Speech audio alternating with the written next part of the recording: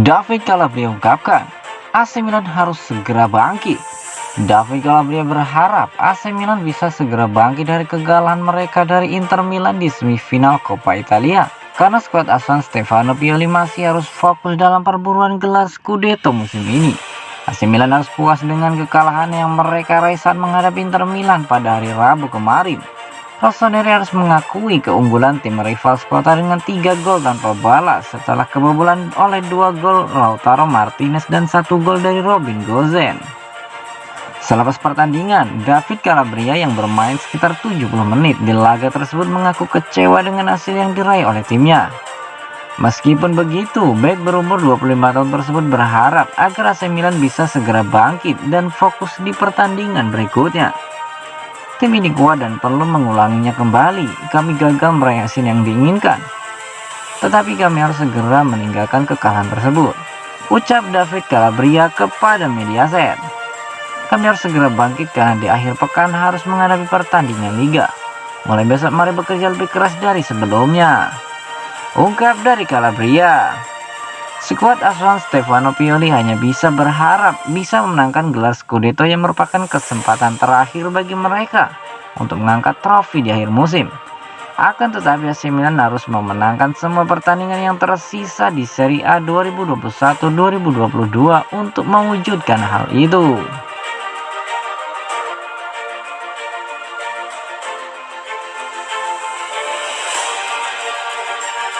Gol AC Milan dianulir, dicap skandal. 1 gol AC Milan dianulir saat dikalahkan Inter Milan di leg kedua semifinal Coppa Italia. Keputusan wasit dicap sebuah skandal. Milan tak berkutik saat melawan Inter Milan di semifinal Coppa Italia leg kedua. Rossoneri disikat 0-3. Sejak babak pertama, Milan sudah tertinggal 2 gol.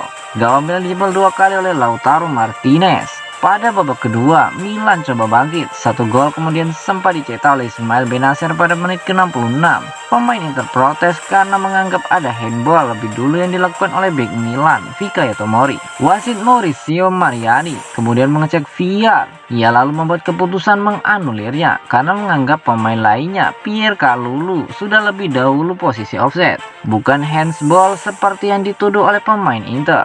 Momentum Milan mengejar ketertinggalan akhirnya sirna. Milan bahkan kembali kebobolan lewat Robin Gosens di menit-menit akhir yang membuat Inter menang 3-0 dan maju ke final Coppa Italia. Keputusan wasit itu kemudian dikecam. Lucas Hernandez, kakak dari Theo Hernandez, bek Milan, protes keras lewat media sosialnya. Lucas Hernandez yang merupakan bek Bayern Munchen menyindir keputusan wasit. Skandal, tulis dari Lucas Hernandez dalam bahasa Prancis dengan emoji tertawa melebar dan logo bulatan merah hitam berujuk ke AC Milan. Sebelumnya pelatih Milan Stefano Pioli juga meradang dengan keputusan wasit. Ia menilai wasit keliru membuat keputusannya. Lihatlah reaksi Handanovic.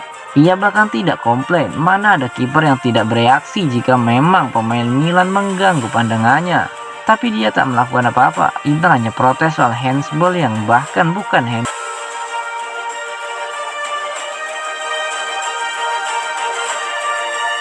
Ivan Gazidis akan pamitan jika Investcorp resmi jadi pemilik AC Milan. Menurut La Gazzetta dello Sport, pembicaraan eksklusif Investcorp dengan Elliott mengenai pengambil alihan AC Milan akan berlangsung 2 minggu lagi. CEO Ivan Gazidis dikabarkan akan pamitan begitu dana investasi yang berbasis di Bahrain itu menyelesaikan kesepakatan. Kemarin kedutaan besar Bahrain di Inggris telah mengonfirmasi bahwa pembicaraan untuk pengambil alihan AC Milan telah dimulai. meskipun tweet itu ditarik beberapa jam kemudian. Media-media besar Eropa seperti Le Figaro, Reuters, dan Bloomberg mengungkapkan bahwa pada Jumat kemarin Investcorp telah memulai negosiasi eksklusif dengan Elliott dalam kesepakatan potensial senilai 1,1 miliar euro. Menurut La Gazzetta dello Sport, periode eksklusivitas akan berlangsung selama 2 minggu lagi, dan selama waktu itu Investcorp juga akan menyelesaikan analisis finansial Milan. Investcorp kemungkinan besar akan memutuskan pembelian klub dalam tempo 14 hari dan tidak akan memakan waktu lebih lama setelah berakhirnya negosiasi eksklusif dengan Elliott. Laporan yang sama juga mengklaim bahwa Ivan Gazidis dapat meninggalkan klub jika kepemilikan Milan berganti. Mantan petinggi Arsenal itu tiba di Milan pada 2018 lalu dan memiliki ikatan yang erat dengan Elliott. Mohamed Al-Ardi, ketua eksekutif Investcorp, memberi selamat kepada Milan atas kemenangan mereka melawan Genoa pada hari Sabtu kemarin. Tetapi masih belum jelas apakah ia akan memiliki peran operatif jika dana investasi Bahrain jadi membeli Milan. Ada desas-desus yang mengatakan jika Paolo Maldini akan ditunjuk untuk menjadi presiden AC Milan yang baru, di mana ia akan bertanggung jawab langsung ke Investcorp sebagai pemilik klub. Namun saat ini segalanya masih belum pasti selain fakta bahwa Investcorp benar-benar berniat ingin membeli AC Milan. Jadi untuk saat ini kita tunggu saja bagaimana proses pengambil alihan ini akan berakhir.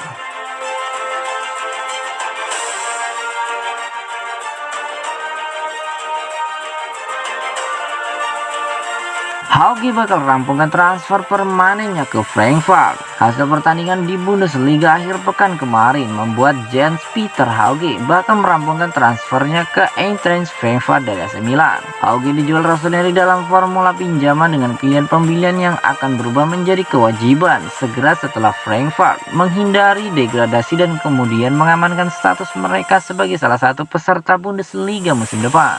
Kini Daniel Longo dari Calcio Mercato memberikan konfirmasi bahwa bintang muda Norwegia tersebut merupakan pemain baru Eintracht Frankfurt secara permanen. Milan akan menerima pemasukan 2 juta euro atau setara dengan 32 miliar rupiah sebagai biaya pinjaman plus 8 juta euro atau 128 miliar rupiah sebagai mahar untuk mempermanenkan transaksi tersebut.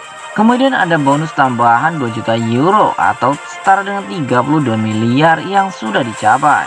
Rossoneri kemungkinan akan mendapatkan lebih banyak pemasukan dari transaksi tersebut lantaran ada 3 juta euro bonus yang belum dicapai plus 15% komisi dari penjualan kembali di masa depan, yang berarti mereka akan mendapatkan keuntungan modal yang bagus setelah membayar hanya beberapa juta euro kepada Glip untuk menebus winger 22 tahun tersebut pada musim panas 2020 lalu. Hauge sendiri telah mencetak 22 penampilan di Bundesliga dengan membukukan 2 gol dan 2 umpan plus 1 gol dalam 9 penampilannya di Liga Eropa bersama Frankfurt. Milan pun bisa tersenyum dengan pencapaian dan transfer permanennya ke Jerman.